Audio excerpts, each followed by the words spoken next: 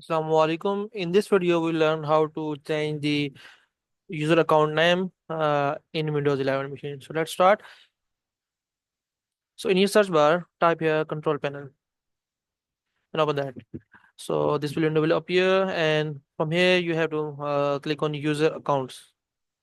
Okay, and click on user accounts. So we'll see here the options: change account name, change account type, and all of those stuff. So we want to change account name. Click on this, and you can see the current name is Dell. So I want to change this to my name, Arslan Ahmed, and I'll click on change. So you can see the name of the current user is changed. So good luck, guys. If you have any curious question, feel free to comment below. Subscribe the channel, like the video.